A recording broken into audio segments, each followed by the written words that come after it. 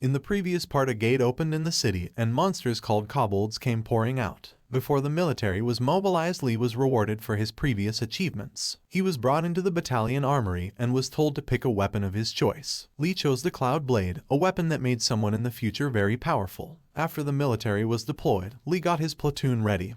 He knew that this gate would be very devastating to him and the military. And even though he was made fun of because his platoon is the weakest, Lee continued to motivate them. But as this was happening, he got a call to come to the battalion commander's temporary command post. This brings us to now, as we see him covering his nose and mouth from the gases that had begun to spread. Before we get on to the video, do me a favor and hit the like button, it greatly helps out the channel. Now back to the video. Before Lee bolted out of the battalion commander's temporary command post, he spoke, saying he had something to say to the battalion commander. Kang Seok allowed him to speak, and Lee expressed that he heard a rumor that on the battalion commander's first mission he lost all his platoon members. This shocked Kang Seok and Lieutenant Myung-ho, however they remained silent and they allowed Lee to continue. Lee explained that it was his belief that Kang Seok is ordering him to join the combat squad for the sake of a test, even though he is the lowly corporal of the so-called shitty support squad. Lee questioned if this means that Kang Seok, the command battalion that he so respects, also considers the regular soldiers to be expendable. Kang Seok's demeanor changed suddenly. He crossed his arms, and with a serious expression on his face, he told Lee that there is a misunderstanding here. But before he could continue explaining, Lee interrupted him, and he expressed that if it's to follow Kang Seok's orders, he would gladly give his life. Lee held a serious expression on his face, but on the inside he was frustrated. He didn't know what to do since he couldn't tell Kang Seok that he knew the future. Lee explained to Kang Seok that if he, with his lack of battlefield experience, were to command someone else's squad, there is a very real possibility of casualties. He expressed that he was grateful for the battalion commander's expectations of him, but if the price of that validation is the lives of his comrades in arms, then he will disobey the order. Kang Seok lowered his head, and his expression turned from serious to cold, and Lieutenant Myung-ho shouted at Lee. He explained that defiance during wartime is a capital offense, and he questioned if Lee knows what that implies. Lee lowered his head. He thought to himself, questioning if his higher-ups think he doesn't know that. However, if he doesn't go now, everyone in the rear guard will die. Much to Lieutenant Myung-ho's surprise, Kang Seok allowed Lee to go ahead with the original support mission today, but he expressed that like a true soldier, Lee will have to deal with the consequences of disobeying orders later. Back to the present, Lee quickly took out a gas mask, and he quickly wore it. Then he took out the Cloud Blade from his inventory bag on his right leg. The inventory bag allowed him to store military supplies, and the number of items he could store varied for higher-ups and soldiers. Lee took out a canteen containing water, and he poured the water on the Cloud Blade. The Cloud Blade started absorbing the water Lee poured on it, and its absorption rate had already risen to 25%.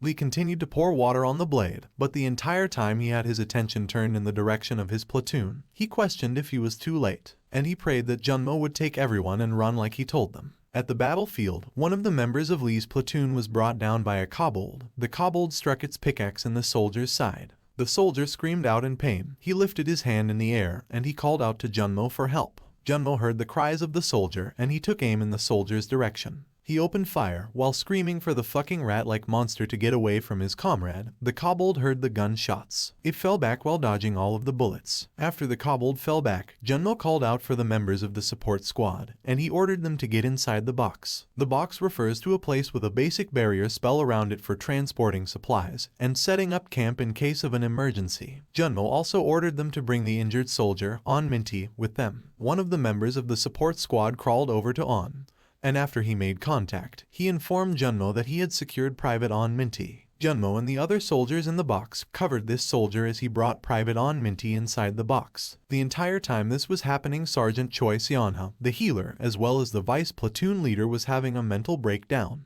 Junmo called out to her. He shouted for her to come back to her senses. However, Sergeant Choi Seonha was now having a panic attack. Sergeant Choi Seonha was barely 20 years old, so it made sense to Junmo that she was acting like this, especially since it's her first real mission after appointment. But she couldn't do anything for the support squad in this situation. A soldier then informed Junmo that they were running out of ammo, and another soldier reported that he was on his last magazine. Junmo didn't know what to do. He questioned if they were all going to die here, and as this thought crossed his mind, he asked himself, what would Corporal Lee do in this situation? The soldier that was attending to Private On Minty informed Sergeant Choi Seonha that Private On Minty needed medical attention. Hearing this, Lee reached into his inventory bag, and he pulled out a metal object. At the same time, a soldier announced that they were now out of ammo. Junmo stared at the metallic object he just pulled out from his inventory bag. Afterwards he turned to the support squad and he got their attention. Then he explained that kobolds are obsessed with shiny things, so he would attack them to lure them away, while all platoon members get out of here with the vice platoon leader and the injured.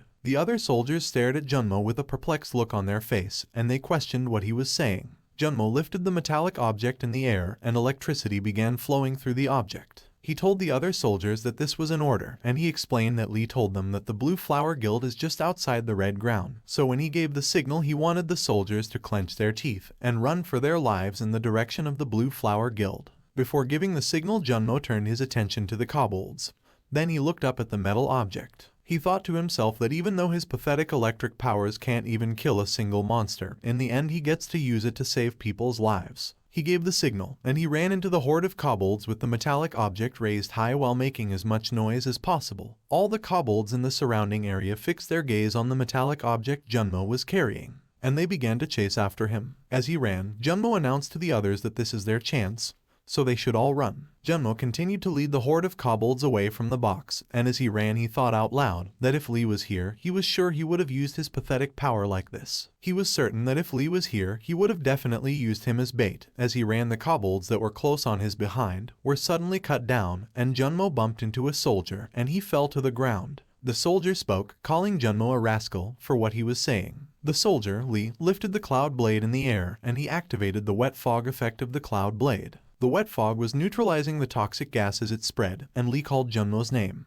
Junmo replied saying it's not what Lee thinks. He explained that he was just imitating Lee, and he got carried away. Lee thanked Junmo for being alive, and with a smile he praised Junmo for doing a good job. This brought Junmo to tears. The monsters, however, weren't so touched, and they became riled up. Lee continued on saying that he was sincerely proud of Junmo. He turned his attention to the kobolds, and he explained that thanks to Junmo's noble courage, he gets to enjoy a feast. With an enthusiastic smile, Lee expressed that since Junmo set up such a great meal for him, he shall devour it with all he has. Using his combat knife, Lee cut down another portion of the kobolds who were chasing after Junmo. The dead kobolds dropped mana steel, and Lee stared at the mana steel, and he expressed that they looked delicious. Confused, Junmo asked him if he was talking about the kobolds. Lee glared at Junmo with a slightly annoyed look. He couldn't eat the mana steel because of Junmo. The kobolds were now hesitant to attack, and Lee stared at them, questioning where their boss was. Suddenly, the magic circle on the kobolds' foreheads began to glow, and they all started running away from Lee. Lee quickly realized what was going on. He called out to Junmo and expressed that their squad members were in danger. He asked Junmo to follow after him as he chased after the kobolds. On a roof, the attack squad who were observing Lee reported to Seo Yuna that they were having difficulties getting a clear view because of the gas, and at this rate any assistance is impossible. Seo Yuna ordered them to maintain their current position and shoot all kobolds that escape the gas zone along with the Blue Flower Guild, so they can't reach the civilians. The snipers replied saying they understood their mission. However, they questioned if Seo Yuna was going somewhere. Seo Yuna had put on her gas mask. The way Lee acted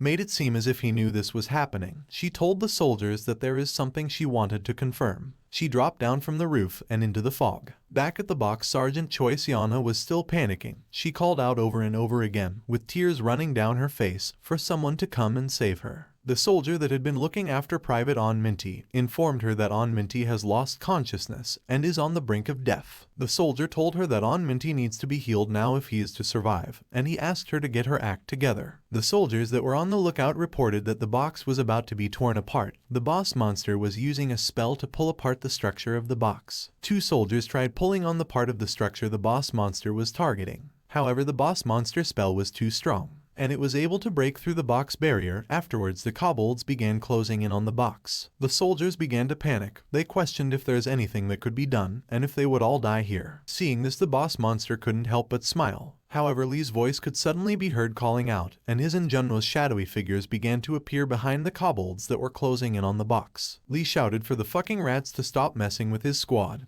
He motioned his hand down, and his combat knife almost struck the boss monster down. But the boss monster was able to dodge at the last second. Before Lee's combat knife hit the ground, he manipulated it to chase after the boss monster like a heat-seeking missile. The boss monster did its best to evade Lee's attack, and even though Lee wasn't able to land a hit on the boss, he was able to damage the gird the boss monster was carrying. that was emitting the poisonous gas. This angered the boss monster, and suddenly the magic circles on the kobold's forehead began to glow again. Suddenly they moved in different directions. Afterwards they shot poisonous needles at Lee and Junmo. Lee stopped. He moved in front of the poisonous needles, and he blocked them all with the cloud blade. However, when he turned his head, he noticed that the needles were coming from that direction as well. He pushed Junmo down, and he used his metal control ability to stop all the poisonous needles that were heading towards them, but in the process he lost control of his combat knife. The boss monster stared at the combat knife as it hit the ground, and it started smiling menacingly. Lee was starting to get irritated. He first thought the dark kobold mage was commanding the kobolds, but it was literally controlling them. Lee took out his gun, and he opened fire. However, the kobolds were able to dodge the bullets. He now realized that scaring the kobolds won't buy him any time, and it's too dangerous to be fighting with Junmo by his side.